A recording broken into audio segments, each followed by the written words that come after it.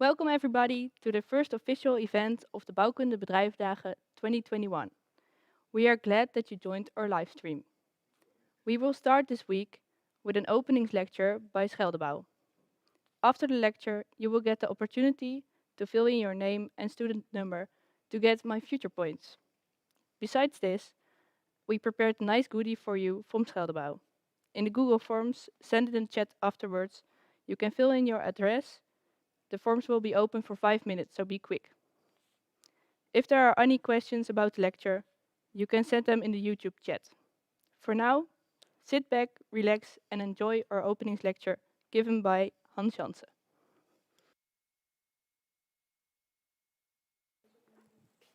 Thank you, Wies, for the introduction. My name is Hans Jansen. I work for Scheldebouw, and today I will tell you some information about general Scheldebouw. I will also look into the project of Booking.com in Amsterdam. And the third topic I have prepared for you today is about sustainability. And what I hope for you to take home with you is, of course, to understand a bit what we do at Scheldebouw. But also, I will try to explain why I think architecture studies should be extended by at least 3 years, because the world is changing, and I think there's a lot more to be studied than just the building. There's more going to be involved, and I'll try to explain that today. Okay. I think if all the technical things are okay, we can start. Yeah. Okay. Yeah. Scheldebouw. What do? We are a facade company. We have 2 locations, one in Middelburg, where we have a production plant and a design facility. And we're also based in Heerlen, and there we have a design office. We have around about 300 to 350 people working for us, both in design, assembly, site, project management. What do we do exactly? We've been originated from the Schelde, the Navy. There were lots of aluminium parts in there, like the aluminium windows, and we've been separated from them since 1958. And since then, we've been focusing on the design and production of facades. We're part of the Perma-Stelisa Group. The Perma-Stelisa Group is a worldwide facade company who has multiple subsidiaries in every part of the world, and also production plants everywhere in the world. The advantage of that is that we're both a local company in Holland, but we're attached to a worldwide network, and we have good access to all kinds of information and also different views in different parts of the world. What do we propose? What's our value proposition? It's not just that we make the facade. We really focus on iconic buildings, and we focus on the project management of them. We provide the intellectual property for them, really in making the design, the facade design for these buildings. And we are able to produce it. So we have a link from design to production directly. And in this, we assist building owners, architects, clients. We assist them during the whole process, from the initial conceptual design towards the final on-site delivery.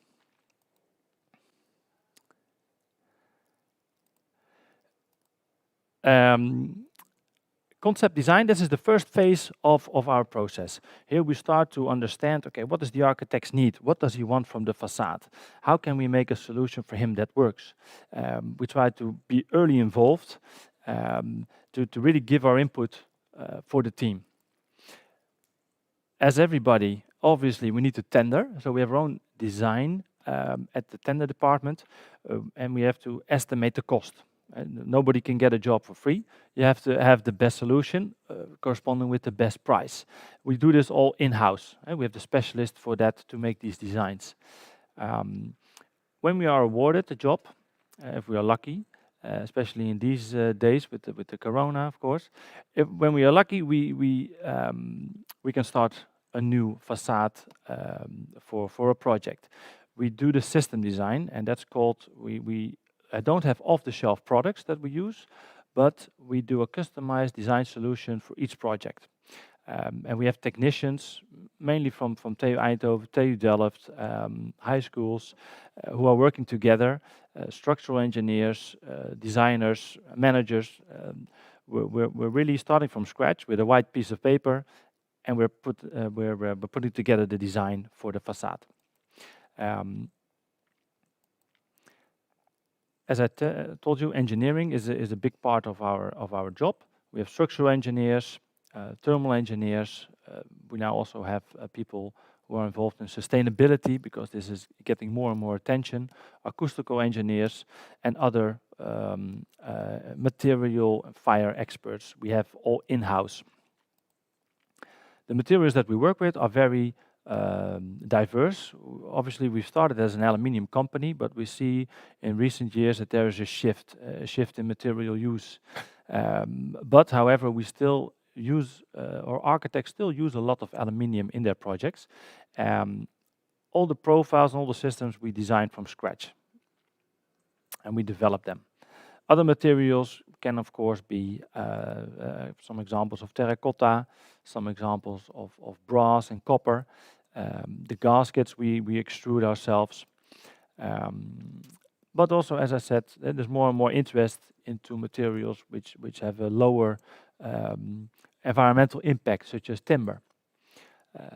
Traditional more metals, glass is obviously an important part of our things. The next step in our process, after we've made the design, is we build visual mock-ups. What is a visual mock-up? A visual mock-up is an actual part of the building where we mimic how it will look in the end. So here you see a part of the mock-up of Oosterdok Island, the project which I will go into more depth a little bit later. So here we've made one room in our factory, which we are able to put outside, and we can turn it around in the sun, so the architect can look at his design intent before that we put everything into production. This is what we do in-house. Testing, as I said, we don't have a standard facade system, and this means that after each design, we have to do a full testing cycle. We test it for air tightness, weather tightness, acoustics, and we all do this in-house. And this also gives us the knowledge. And when you test it yourself, when you build it yourself, you gain knowledge, and that is really the core of our existence, that we have the knowledge in-house. For aluminium, we have our own machining capacity. We use extruded aluminium profiles. We machine them in-house. We also have production lines, and on these production lines, we assemble facade units. We really believe in prefabrication, and that has to do mainly, we believe that in an indoor condition, you're able to provide a higher quality output. We don't bring loose materials to site. No, we bring completely assembled units to site, which are produced under ideal circumstances. Here you see, okay, sorry, they're a bit old pictures, but you see what the intent is. We pack the panels. You can see it here on the right top. These are, for instance, glazed panels. We put them in crates and we bring them to site once they are required on site. Once we are at the site, there's site logistics. We bring the panels up to the location where they are required, and at those locations, we extract the panels and we're going to install them. And here you can see two examples of methods of installation. Typically use mini cranes or other type of equipment to install the panels. And obviously, the bigger the panels are getting, sometimes we use the tower crane, which is a very efficient way of doing it. So this is in a nutshell our process, and I think if you look at the most people we have in our company have studied either architecture, but also there's building physics, structural. There's a wide variety of engineers in our company assisting us in making these designs. So what's our market? Our market within the Permstelize Group is obviously Holland, Belgium, Luxembourg. We have a strong base in the UK, but we're also involved in jobs in Eastern Europe and Scandinavia and the US. Those are really our markets where we focus on. I will show you some project that we've done. Maybe some of you will know some of these jobs. I think some of them are pretty famous in Holland. And for these facades, we've made a custom-made solution, a tailor-made together with the architect. We looked at their intent and provided and produced the panels. Some other examples in Holland. You can see here, for instance, on the left, Stadskantoor Utrecht. This is a composite facade. So we don't only do aluminium facade, but there's a wide variety. The Benelux, see some projects in Belgium. Also here at the right bottom corner, it's a pretty special project. It was made also in composite. Maison de Livre in Luxembourg. This is a non-standard building, but that's what we like. We also done the roof. We really do the complete enclosure of the building. We work on some projects in Scandinavia. I think from a perspective of climate, this is an interesting climate. It can be very cold, very hot. You see also dynamic facades are very suited because there's not a static. It's not like in Spain, it's always 20 degrees. No, you go from very cold conditions to very hot conditions. The sun position also varies. So you see different type of architecture there, which with our base of knowledge of interactive facades, adaptive facades, this is a good market for us as well to work on. Central in East Europe. In the middle, you can see which has to become one of the highest buildings of Europe, the Warsaw Tower. I must admit, it is mainly because of this huge mast, which is at the top. But it will be one of the biggest towers in Europe. It's designed by Norman Foster. Another job I would like to highlight, because this is one that we are currently working on, is being developed. We've just successfully finished the performance mock-up. It's MOL headquarters. MOL is like the Shell of Hungary, and they are putting up a new headquarters, also designed by Norman Foster. And this will be a challenge, especially curved areas at the ground floor. That's really it's really going to be an iconic building once we've finished it. The Warsaw Tower again, which is going to be one of the over 300 meters high. I think the chart because that's another one that we did, was 307 meters, and this one is 310. So it was 3 meters that they definitely wanted to be the first in Europe, the highest. Okay, some other type of jobs. We also do land scrapers, so not in the height, but more spread out over the country. Hospitals and also research and development centers. On the left top side, this is going to be the new research and development center for AstraZeneca. I think we've heard a lot about AstraZeneca in the news. So probably this is where they're going to, when the next coronavirus, this building will be ready and they can make the medicines hopefully as quickly as possible. Special about this job is that here you see a part of the mock-up, AstraZeneca. It's really a big job in Cambridge. The facade is completely made out of timber. And that's also what I would like to stress. We're not an aluminium facade company. We're very versatile and we look at what the clients want. And we think with them in solutions. Here you can see the chart, obviously in the middle, which is currently, and then there's one job in Moscow, but we also did that one. So I think the top 3 of highest buildings in Europe we've done. On the right bottom side, we just finished off Greenwich Peninsula, which are big housing jobs. Some other shapes, some old projects from the old days that we've done. and the US. I think it's also a growing market for us. The job that we're especially excited about is the middle one, mass timber. It's gonna have a very new facade concept. It's made for Google, which is obviously a big client for us.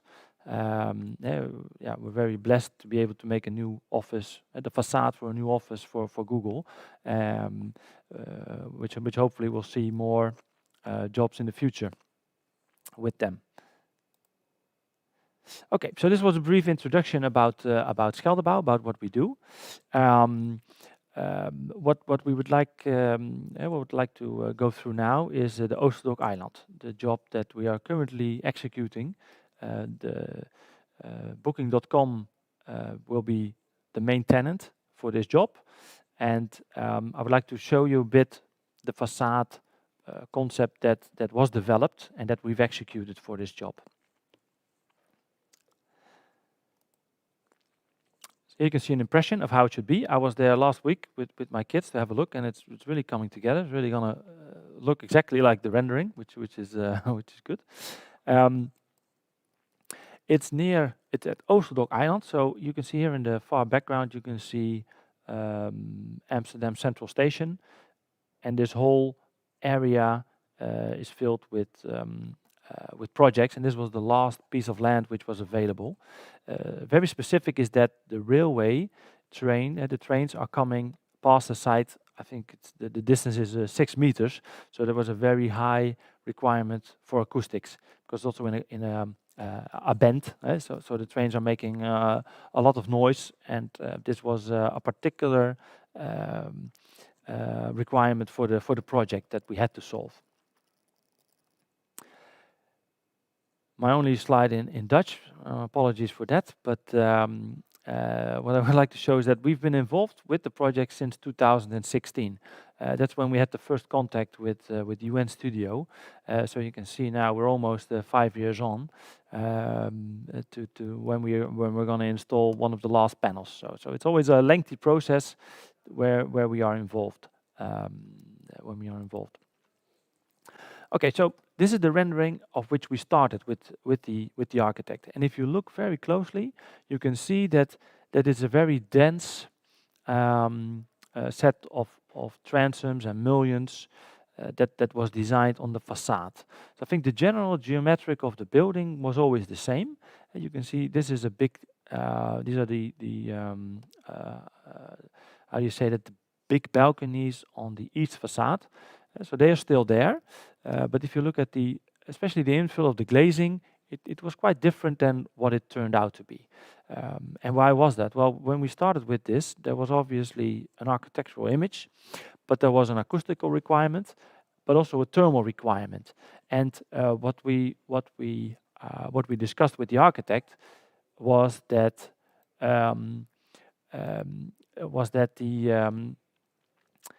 for the thermal performance, it's actually better to have big pieces of glass and less framing. Yeah, so what we proposed was, if we have to meet the requirements that were given, we said if you want to have exactly that image that you showed, you should make a double skin facade, meaning that the inner lid, let's say the double glazing, would be large pieces of glass with good performance, and then in front of that to put a separate framing where you would put in all these diagonals and all these framings.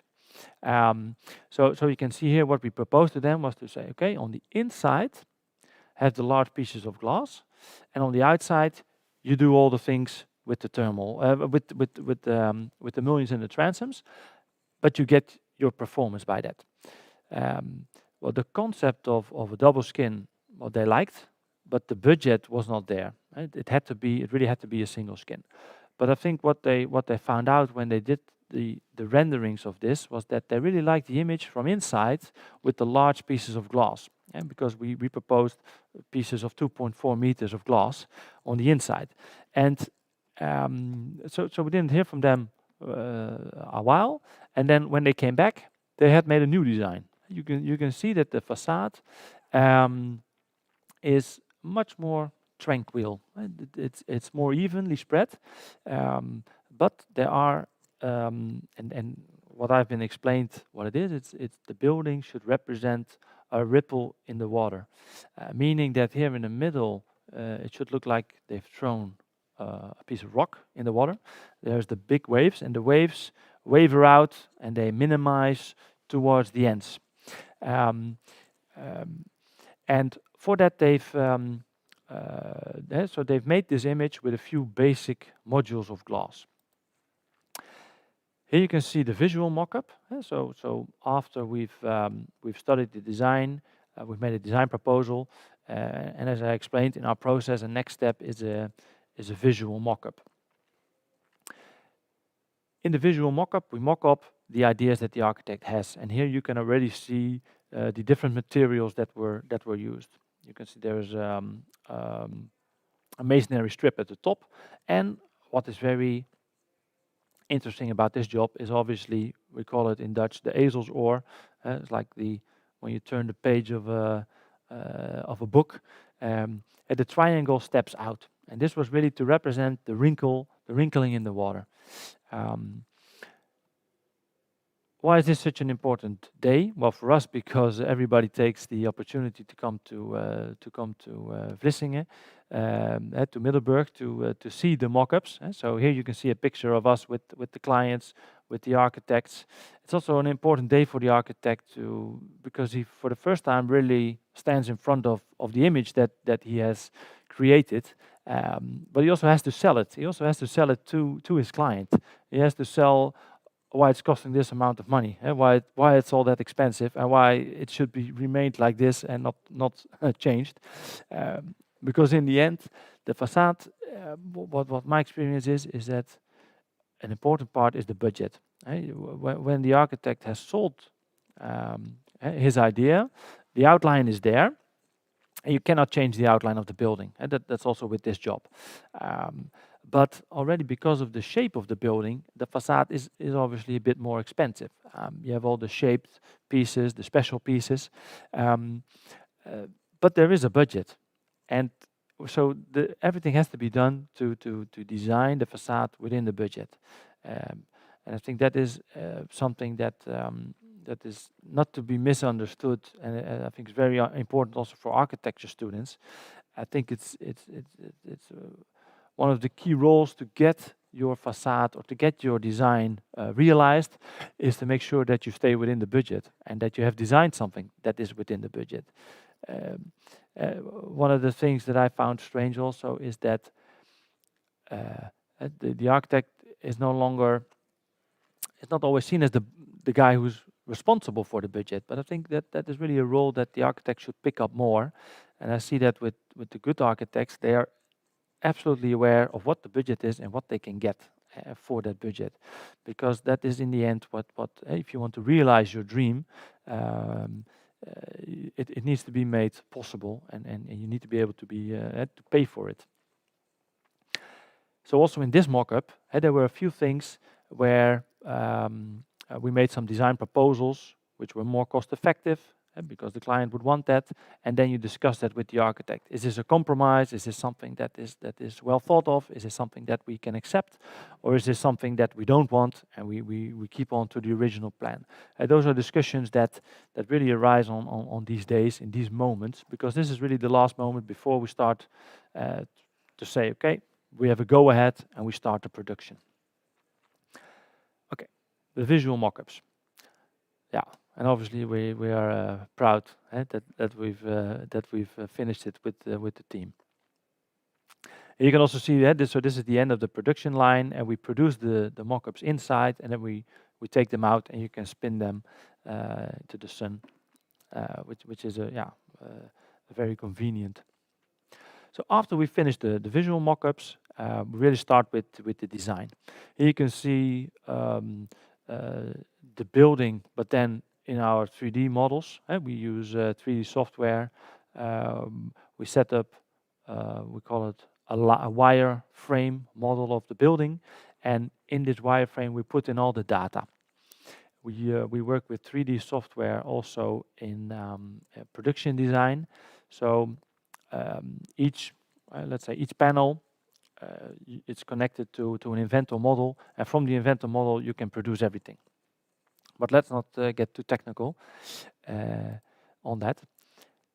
If you've looked carefully at the facade, there's actually, for the main facade, 3 base modules. And to be honest, what is simpler than this? 4 pieces of metal and 1 piece of glass. Let's say lesson 1 for effective facade design, make it simple.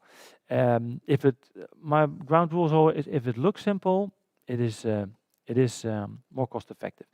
3 modules, the flat one, then there is one which has one diagonal but doesn't step out, and the third model is the one stepping out. And you can see the architect has played with this to create a very vibrant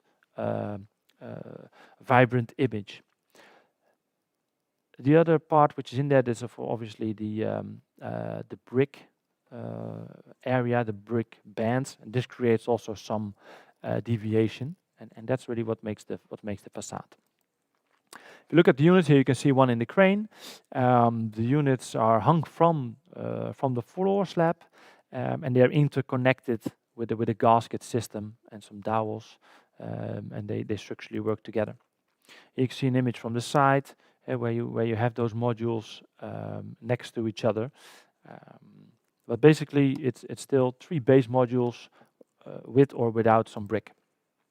Here you can see a very nice image, and this is a very nice image because there was a rendering, and this picture looks exactly like the rendering. So it's for me, it was really an acknowledgement that really built the image that the architect had. I won't go too deep into the detailing of this, but should you ever be interested to know more about it, you can always contact us on this.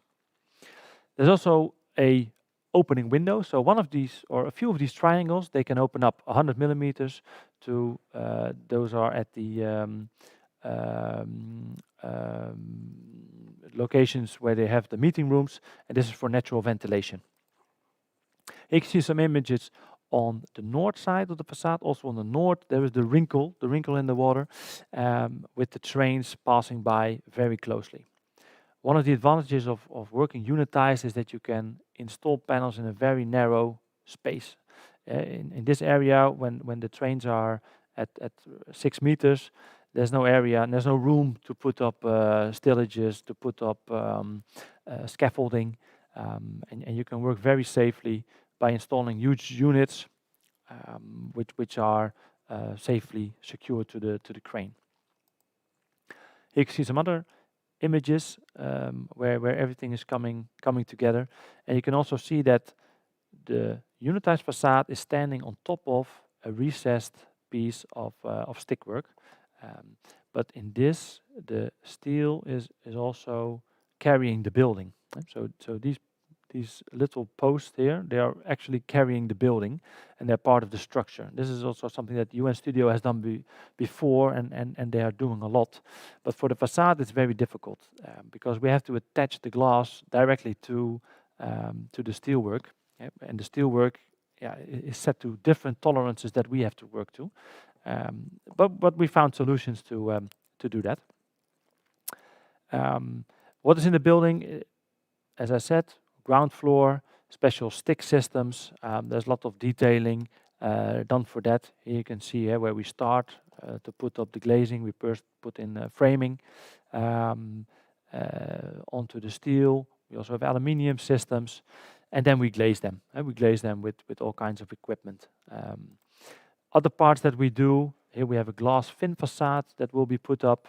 The glass fin facade is made up of 9-meter long glass fins with a very shallow system holding the glazing.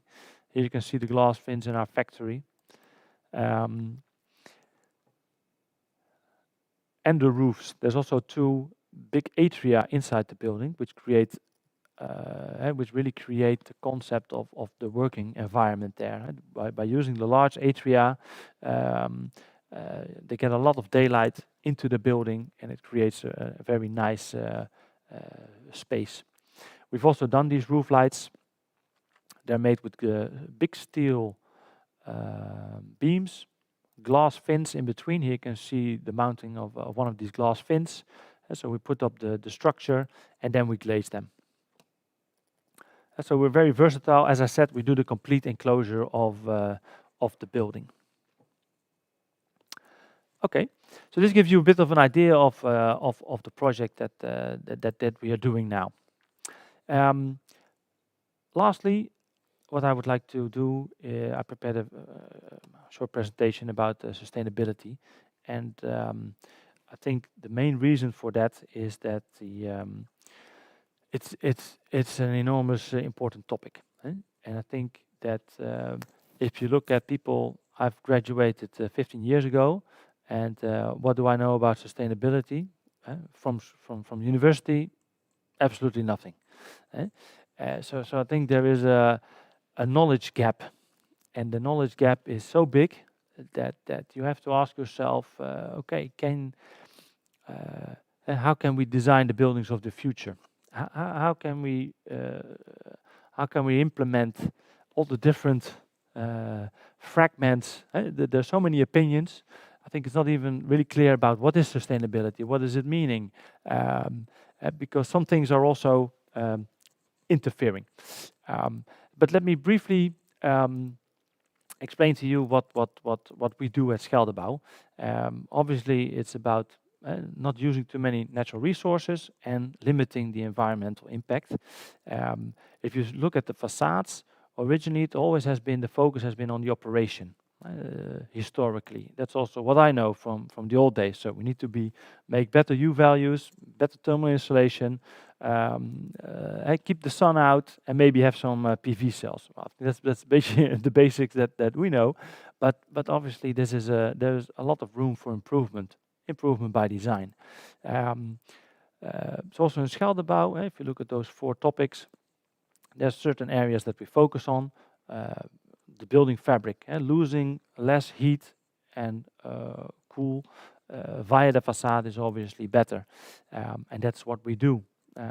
One of the things that we've developed is a closed cavity facade, which is a double skin concept, which has a blind inside, and it's a dynamic concept. So that means that the performance changes, and the advantages are that with regular double skin facades, you can always have condensation between the lights. With the closed cavity facade, you cannot, because you close it off.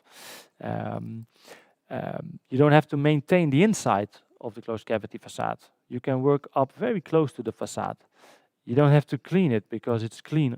It's always clean. When you compare it to other systems, it's working good at the dynamic facade. We have our own production facilities for this and to produce it, and we've done several buildings with it. But the point I would like to make towards the architecture students is that dynamic facades, they also give you, you also need to teach some people. We've had some complaints on jobs where people, they could not get used to the facade. And why was that? Because they had been working in these kind of environments, like you can see on the right, for more than 20 years. Right? So when you have been working in a traditional office and you're getting into a dynamic office, there's a lot change management to be dealt with. I think those are the challenges of the new age, and also the dynamic appearance. What we see with the dynamic facade, it can be very open, but when you close the blinds, it's like a fridge. Right? And this also has an impact on the architectural design. How do you design a building which has a dynamic facade? And so those are points of attention, I think, that are interesting to study. Another part, I think that's one of the anecdotes. It also has different colors. Here you can see with the same light conditions, the blinds on the right are closed, and on the left they are horizontal. And you can see that the glass has a completely different appearance. And you have to, how do you design a building with that? And the anecdote on this was that we never stopped. We could never find the right matching colors, or the architect couldn't. At least it was very difficult to find it because it always changed. So here you can see the work of the architect. Which is a very interesting process to deal with. And when we have the final result, we're obviously very very happy. So next to the use, what we see is that not only use, but it's also going to go about circularity, disposal is going to get more important, and in the end, it's going to be about the total picture. The life cycle analysis, embodied carbon, not only of construction, but actually of everything. And this is also a next step that we're doing at Scheldebouw. We're performing life cycle analysis on our facades, not only for construction, but to prove that the whole concept works. And I think, final one, renovation. And we see the renovation market is really booming.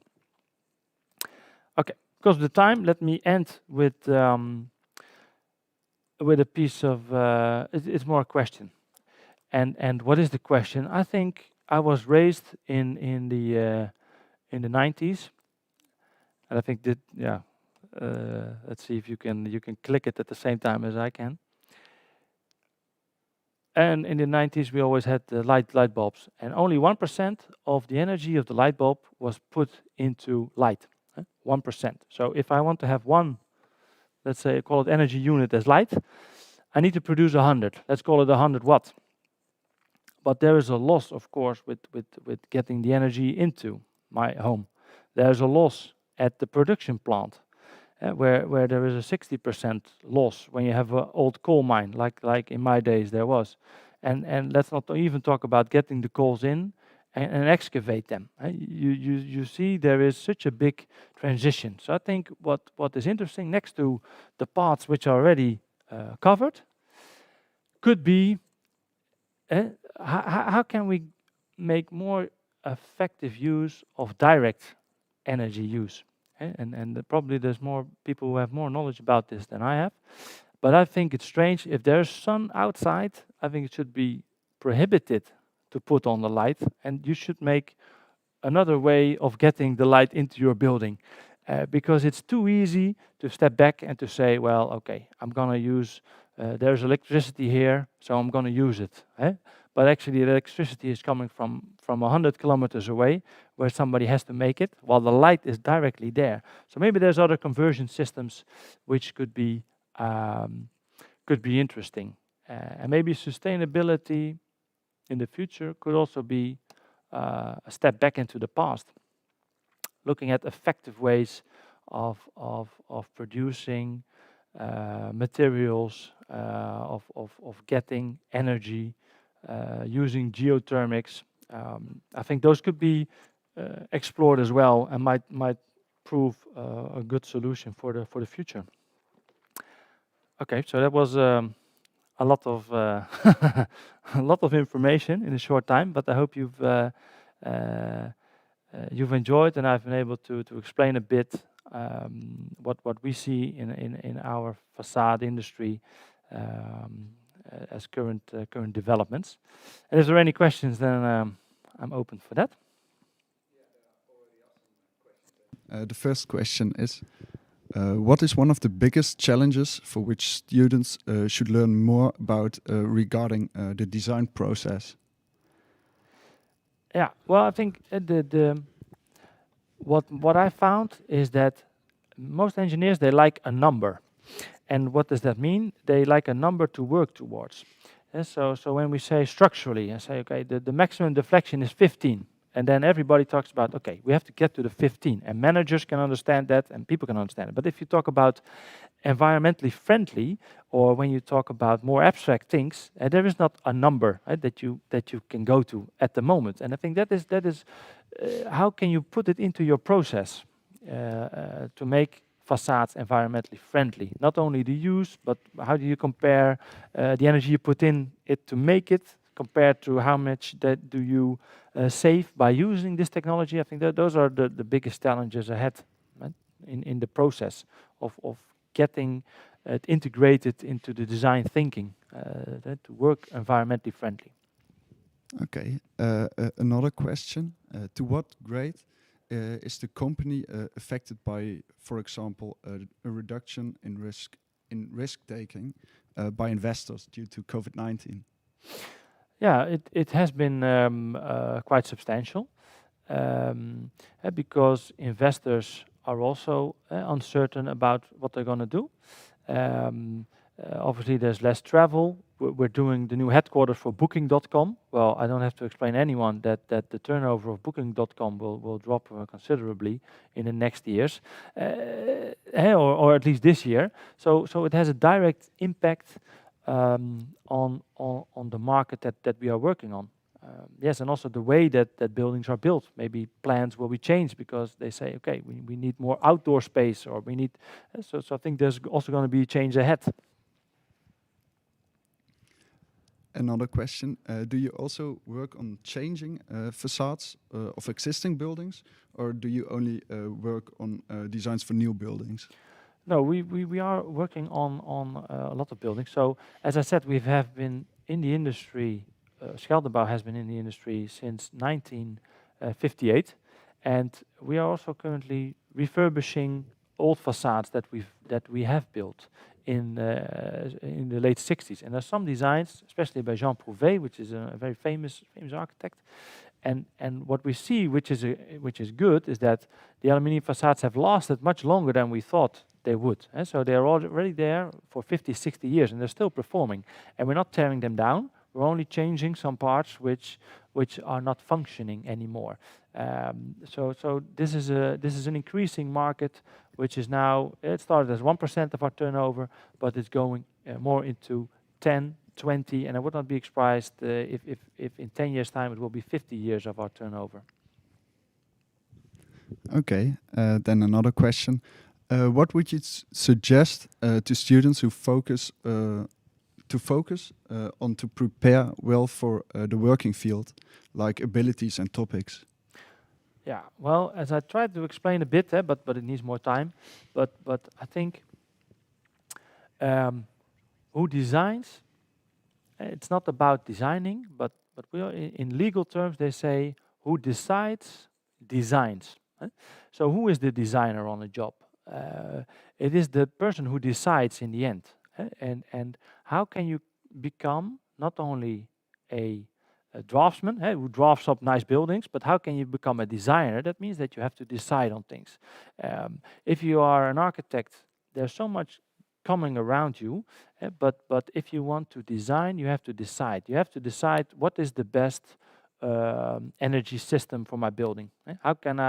What is the best value for money for my building? You see that with Foster, for instance, for one of the buildings he designed, they decided by investigating what is the best building energy system. So I think it will be, the decisions will be made mainly on the energy performance and the budget, of course. I think I would also spend another year in talking about the budget, because in the end that's what it's all about. Understanding where the money goes, what is the best value for money. Another question, how are the mock-ups taken into account in the budget?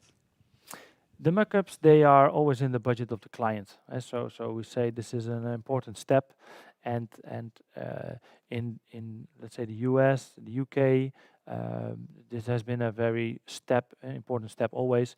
For the Dutch projects, we see this more and more. It's also increasing the amount of mock-ups that are being made, but it's eventually paid by the client as a design evaluation in their process. Okay. Do the architects also have a common knowledge in the building physics that are working for you? Sorry? The architects working on your projects, do they also have a common knowledge in the building physics aspect? Yeah. They have, and they should have. I think that is it's becoming more and more important that you think about the psychology of your tenants, but also their environment. How can you create a good environment for them to work in, to study in? So I would propose that they make the architecture study 3 years longer, and that they pay them more than a doctor, because it's getting, I think it's underestimated how difficult it is to make a good building. It's really difficult to make a good building, and it takes a lot of knowledge to make it good. Okay, I think that were all questions. if there is anyone having more questions, there's always a possibility to join by with the career market, where Scheldebouw is being as well, just as many other companies.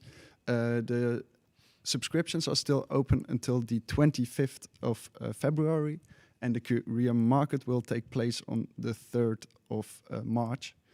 And then we would like to thank you, Hans, for the nice presentation. And that was the openings lecture. In the chat, there will be a Google form on which you can send your address, and then you'll get a goodie bag from the Bouwkunde Bedrijvendagen. And you can subscribe to My Future and get My Future points